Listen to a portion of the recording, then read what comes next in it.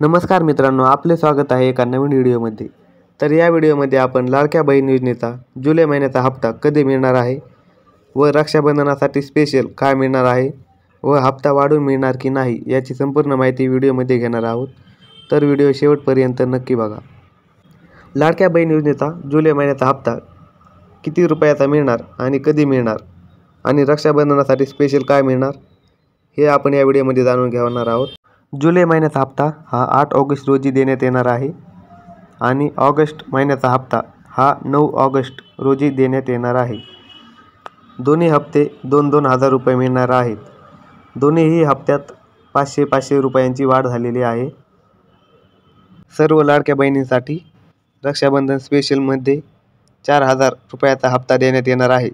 जुलै आणि ऑगस्ट 2 महिन्याचा हप्ता हा 8 आणि 9 ऑगस्ट रोजी देण्यात येणार आहे।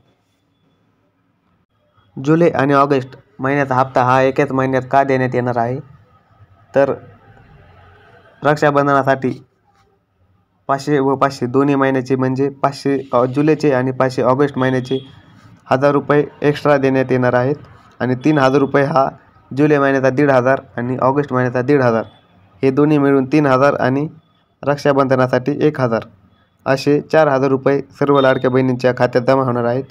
9 आणि 8 ऑगस्ट रोजी हे हप्ता सर्व महिलांच्या खात्यात जमा होणार आहे, ही सर्वांनी नोंद घ्यावी। व्हिडिओ जर आवडला असेल तर चॅनलला सबस्क्राईब आणि व्हिडिओला लाईक करायला विसरू नका। धन्यवाद।